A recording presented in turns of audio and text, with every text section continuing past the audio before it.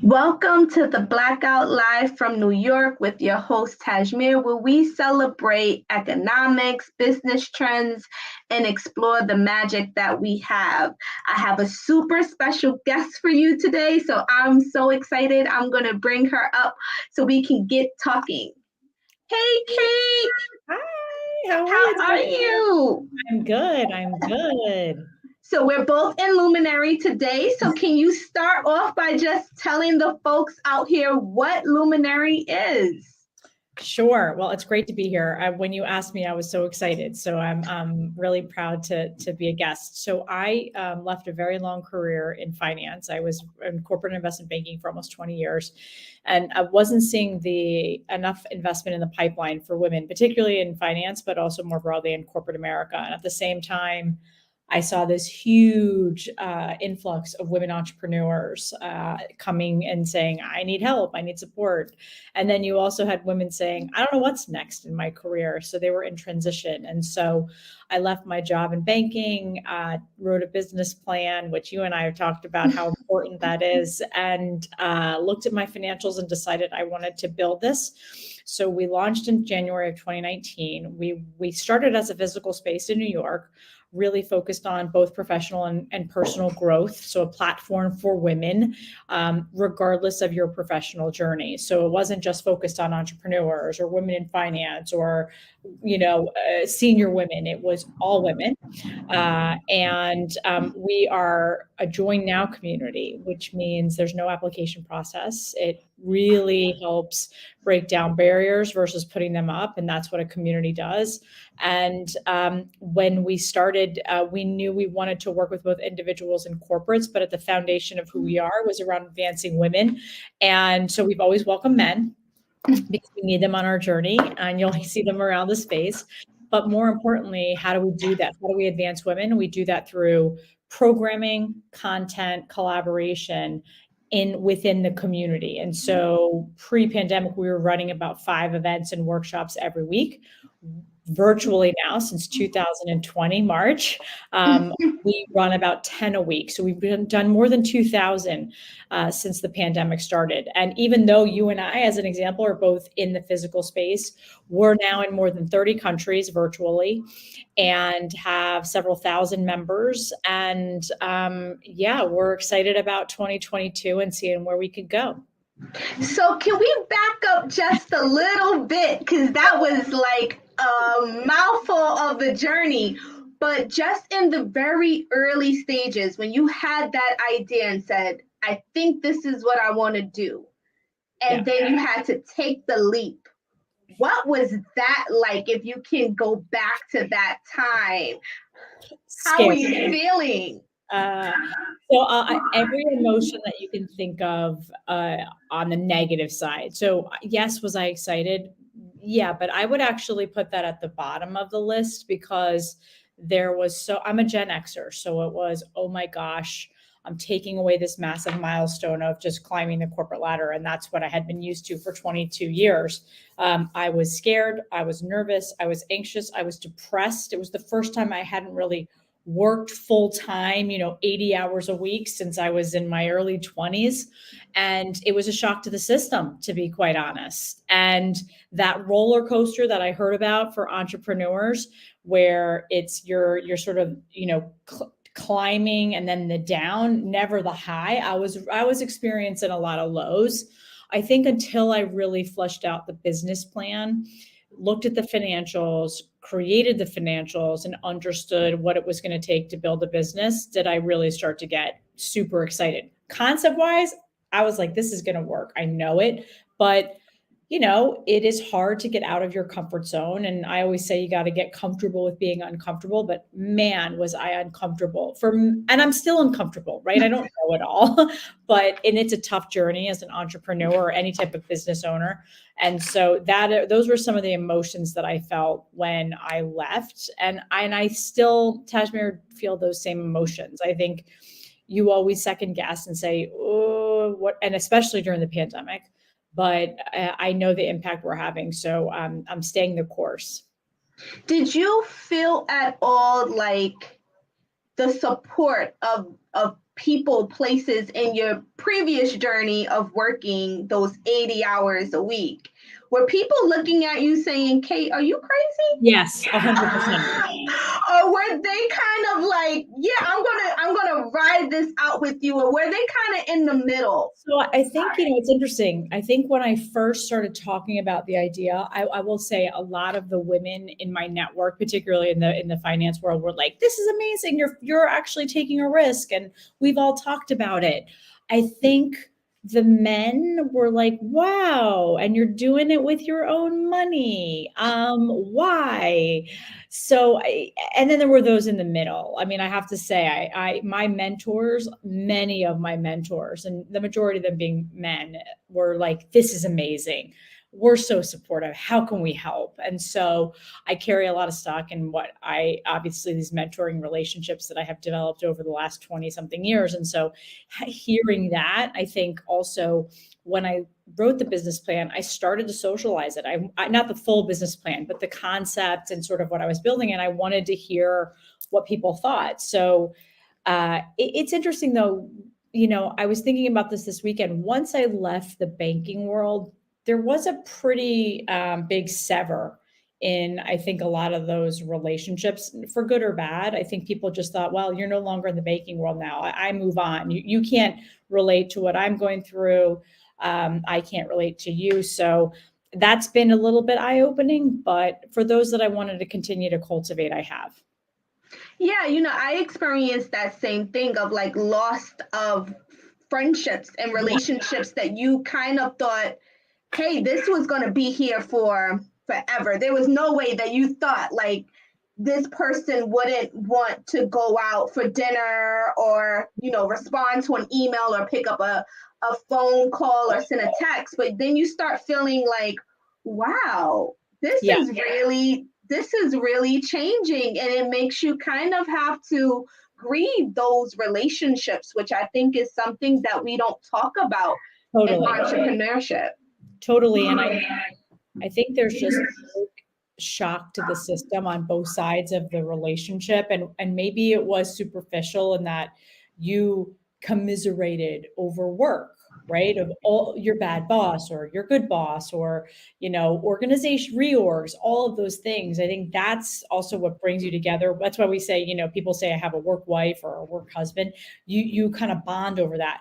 The minute that bond is kind of broken and that you're not both in that same environment, I think things change, and that's okay. That's an evolution of a relationship. I will say that there are some from way back in my early banking days also that have sort of resurfaced and have followed me throughout my journey and are now saying, wait a second, what? You did this massive thing.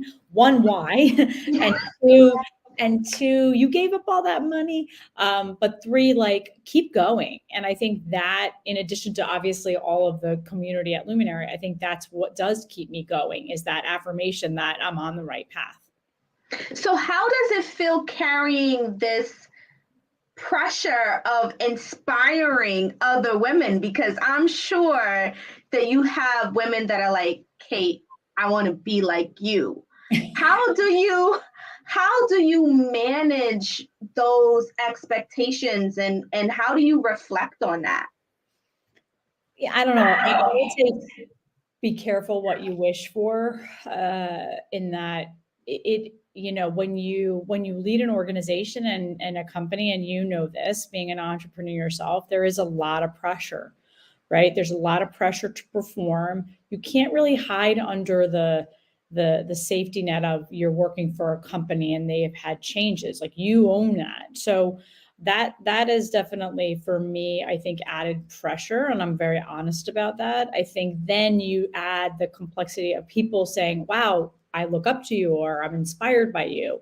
And I think, I mean, listen, I look up to many people and I'm inspired by many people. I think I had that in my corporate world. It's just different now. And there's different motivation for why there's an admiration or an inspiration, but it's definitely pressure.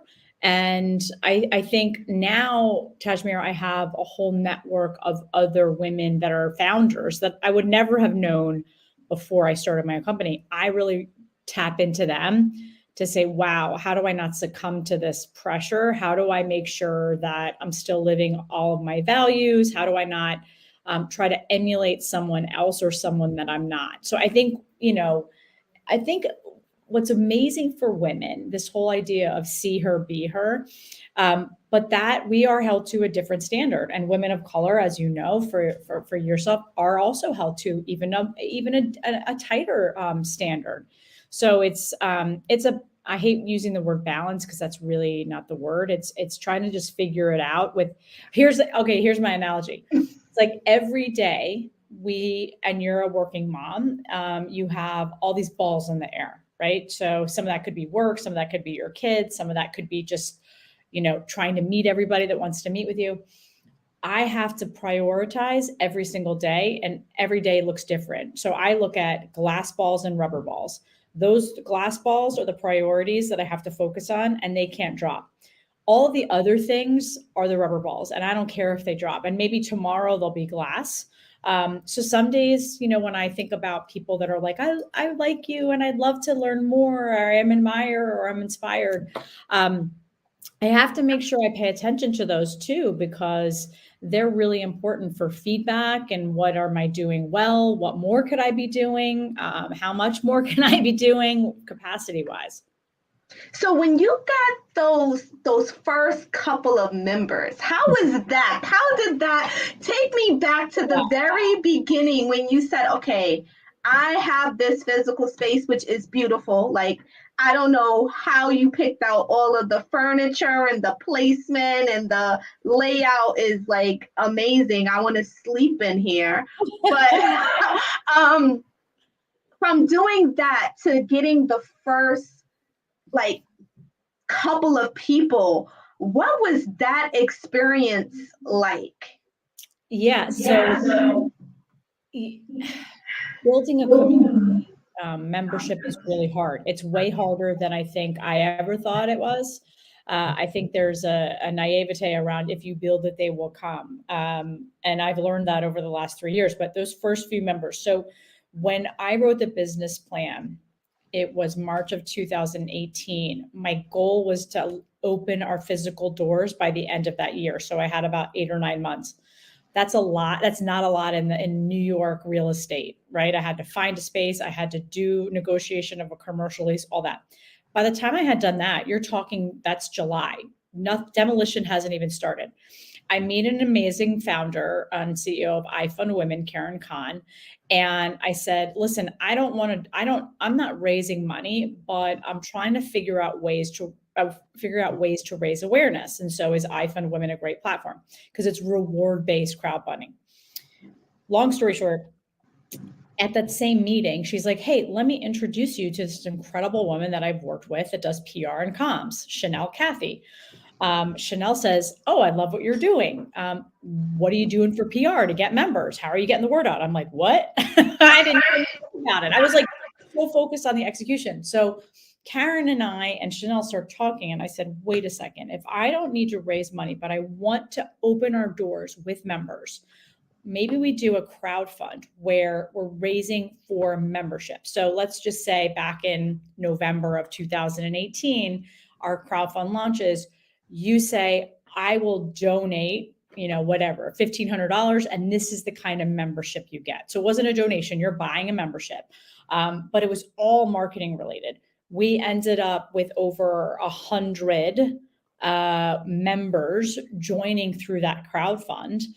So the day we literally opened our physical doors, we had about 100 members. That is amazing. And I wanted to touch on that a bit because I think there is this thought process that says, hey, you do it and people are going to flock to you. Don't worry about the marketing. Don't worry about the PR. Don't worry about the branding. Just build it and they're going to just come to you. But it is that like you can have an amazing idea, but if it's not implemented and executed and strategy isn't involved, it can just stay as an idea. Oh, 100%. Again, it goes back to, I don't think I appreciated how hard building community and driving membership was going to be. we've always had the model since we launched to have individual members and then corporate members, because I truly believe that's how we move the needle in corporate. We can do volume there and work with them and invest in their pipeline. But it's hard. And everyone also thinks, well, not everyone, but I use general as hey, just do paid social. You'll get a bunch of people. Hey, just do an ad. You'll get a bunch of people. For us, it's all been, or the majority has been, really organic word of mouth, and that's what works. We've also built this incredible fellowship program to reach more women, particularly women of color. So thinking of, you've got to always be on your feet. If you think, one way is going to work forever, the customer is not dumb. And in our case, the member, right? Our members want things. You want something completely different than Tanya, who's sitting next door in the other conference room, or Laura, who's in the other conference room, or John, who's in that conference room. So you have to really take feedback. And it's one of the reasons why I didn't want to go raise money, because I didn't want to listen to someone saying how to build a community, how to get members. I wanted to do that our way, listen to our community and what they wanted, and then react based on that feedback. So how do you continue to stay innovative? Because you have grown so much in such a short period of time, right? And so when did you have the idea to bring on the fellows and then expand globally? How do you stay like 10 steps ahead of yourself? Well, the pandemic is definitely a silver lining for us. And I use that term because the first several months of the pandemic was devastating from a revenue standpoint. We had to shut down our physical space. It was lockdown. But before we even shut down our physical space, we said, wait a second, what is our differentiator here as a community? It's not just people coming into the space and working. That's one aspect. But the reality was most of the members came for the programming and the events and the speaker series and the panels.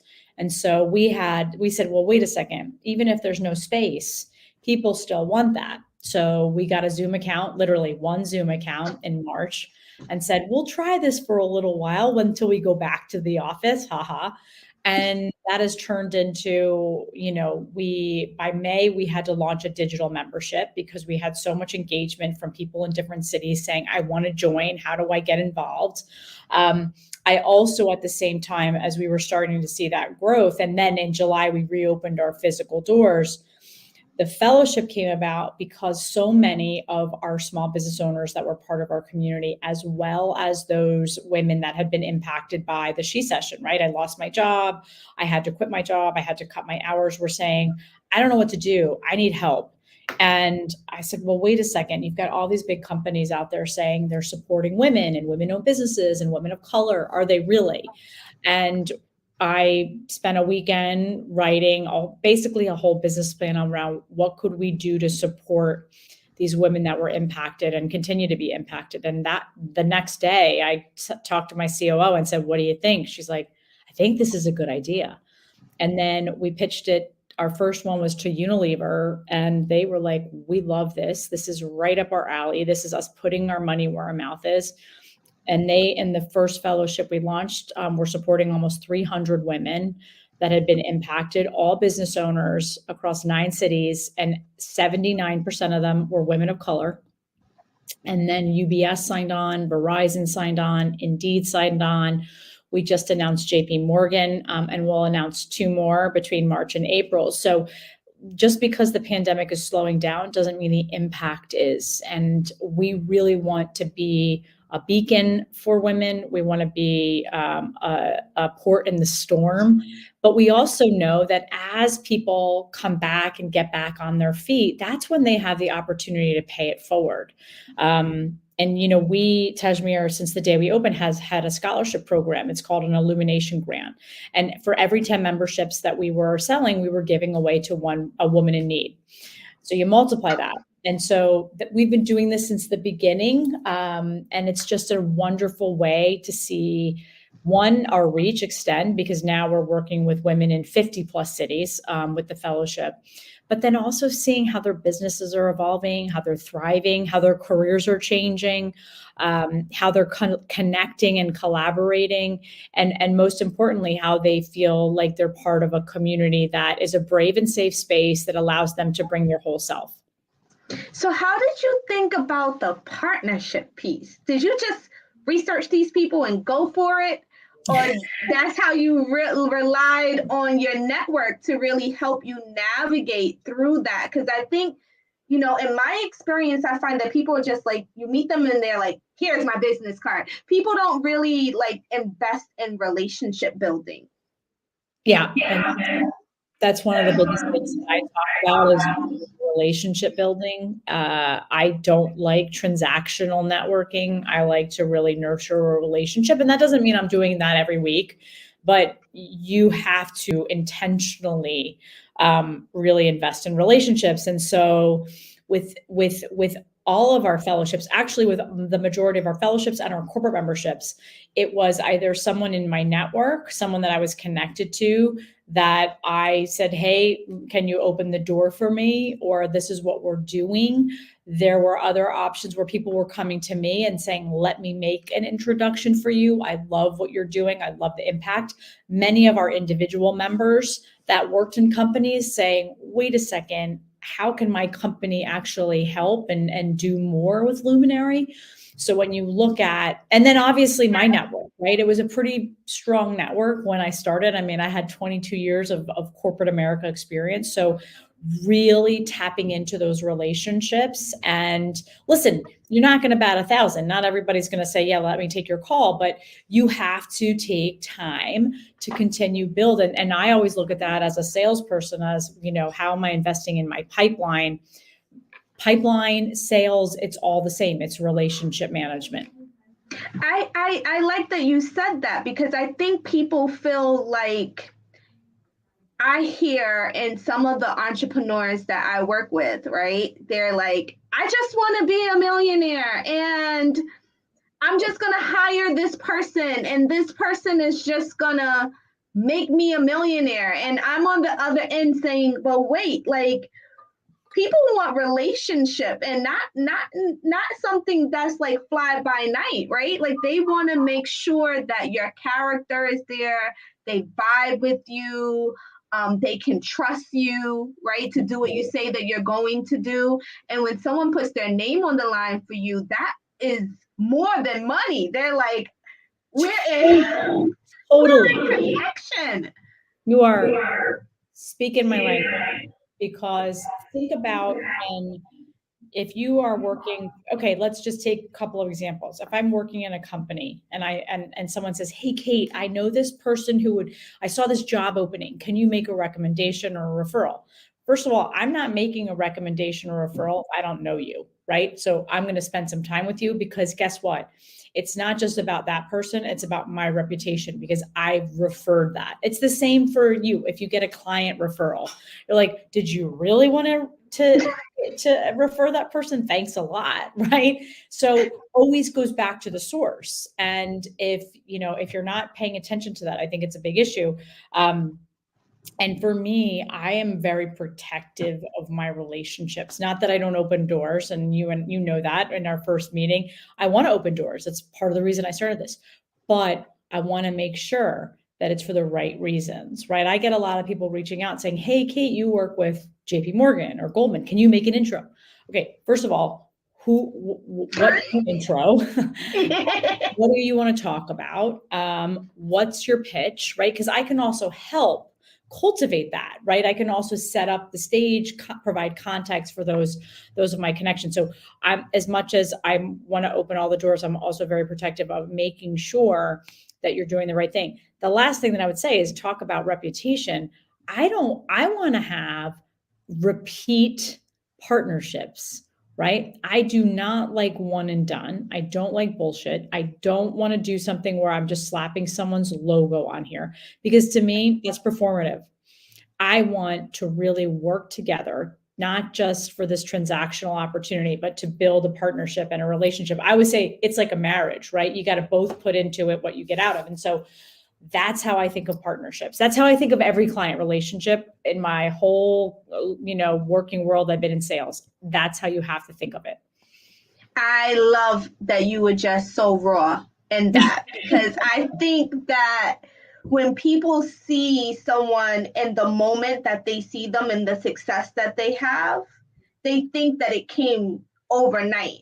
And Right. it's like this person put in work before they even became an entrepreneur, and then put in like double that work when only what they were eating was what they were making. So you know that they had to be working, right? And someone else wants to just get that by an intro, or let me rub shoulders with you, so someone sees me with you, then they'll think that we're aligned, kind of thing. Right? So it's like, no, that's not how this works. So I know we have to wrap up, but how did you feel about expanding and going global? Because now you have folks from all over the world are tapping into the digital platform. How is that going? How are you feeling about that? Depends on the it is careful what you wish for, right? You when you start to grow and expand, you have to make sure you're there for every part of your community. So I think on the expansion piece, it's making sure we know what's happening in Atlanta or London, or our members in Paris or Sydney or Tulsa, right? So it's and community engagement through our community management team and Sarah Esmenda, who runs our community. That's so important, right? So, and then programming. We're excited about, yes, we're now digitally in all these great places, but how do we continue to engage? And so we'll announce in a couple of days that we're going on the road. So you're hearing it hot off the press. So we'll be in, we are setting up temporary activations in about 8 US cities this year. We'll start in DC. We're going to hit Nashville, Atlanta, Houston, Chicago, Boston, LA, Nashville, if I didn't say that. And so we're really excited because that gives us the opportunity to meet people where they are locally. Is that a city where Luminary should be physically? Did I just get the scoop? I'm feeling like an insider edition that Cate just gave me the scoop. I am feeling like I'm part of the circle. I got the scoop. You are part of the community, right? So you get the scoop, but that's something that we're really excited about. And then next week we have the March 3rd, we have our Women's History Summit, which is the first time we're doing it. And in the past, we've always done it with partners and like kind of participated with someone else. And this year we were getting so much inquiries and sort of requests from our own members. So we decided to do it. So lots going on. And then again, adding new corporate members and partners every day. So a lot to do, and I can't do it. One thing that I think what happens in this world of entrepreneurs is it's all about the founder. I'm very quick to tell people it's not. I'm one person. I have an incredible team that helps us execute, that helps us manage the ups and the downs. And I couldn't do it without all of them. Not one of them, all of them. And you see it when you're in the space, Tasemere, or you're online.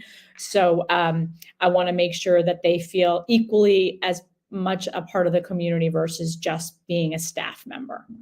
I will say that being part of Luminary, you feel this, people use the word community very loosely, but you definitely feel like people want to know your name, right? They want to know who you are. There's no one that you can send an email to and they're kind of like, I don't want to know you. I'm busy right now. They're going to make time to get to know who you are, hear your story. They share stories with you about who they are. And that really thrives because it creates a culture of being friendly, being warm, right? Like you don't have to worry about like, oh, this person is going to give me this mean, nasty look. So I don't want to go back there. Or you don't feel like a place isn't your place to be in. Yeah, which I think that sometimes as women, we can feel like, yeah, maybe that's not the place for me, right? But it's like, why not you? Like, why aren't you going to show up?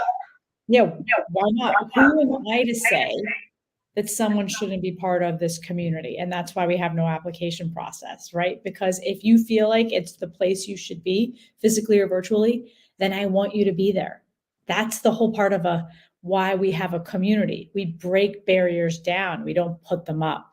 And when you have applications and all of this, you start to create something that's exclusive. I'm inclusive, and that's part of our core ethos. I love that. So one final question, and then I'm going to let you off the hook. What do you do to have fun and relax? You're busy, you're building, you're now going to be in 8 satellite cities trying to figure out if they what does Cate do to relax? So in the old days, I shopped a lot. My bank account looks a little different as a banker versus an entrepreneur, but that's okay. Being sustainable. I love to travel. I just hit country 121, so I get a lot out of travel and experiencing other cultures. And I love my family. I don't have children. I'm not able to have kids, but I have 9 amazing nieces and nephews. I love to spend time with them, and I have an incredible partner. He is a grandfather, so I get to spend time with his children and grandchildren. And I think the pandemic taught us a lot, but one is that the importance of being around people that you love and investing time and being present. And I think that as an entrepreneur is really hard to be present because you're always thinking about your business. So for me to have fun, I just love being around people and my friends, and I just get a lot out of it. I get a lot. That's where I get my energy. And you've seen me. I'm energetic, to say the least. So that's what I do to have fun. Probably not the best answer because I love to work. And I have 2 cats, so I get a lot of fun out of them. So, Cate, how can people connect with Luminary before we go? Because I could just keep you here all day, but I know you have to get back to work. So how can people connect with you? Sure. For Luminary, they on Instagram, Twitter, all the things, including TikTok. We're on We Are Luminary. That's also our website address. So weareluminary.com. And then for me, my best place is LinkedIn. You can find me, Cate Luzio, CateLuzio. I'm also on Instagram. It's public. It's not fun. It's more about me and what I like to do. But my LinkedIn is probably the best place professionally to kind of find out what I'm up to. Well, thank you for dropping by today. This has been amazing. And I got some insider tea that I'm excited about. Well, first of all, thank you for having me. We love having you part of the community. You bring a whole different level of energy, and I'm really digging the hair today. It's amazing. So being part of a woman's community, we can do that all day long, right? And really, I'm excited to just to support you and your business and what you're doing. And we can't wait to have you in a couple of our workshops at Luminary as well. I'm excited. You got me. I'm there. But this has been great. I'm going to come find you in the space right now. And for everybody else, I will see you the next time we have the Blackout Live from New York on Saturdays at 10:15 Eastern Standard Time. Thank you.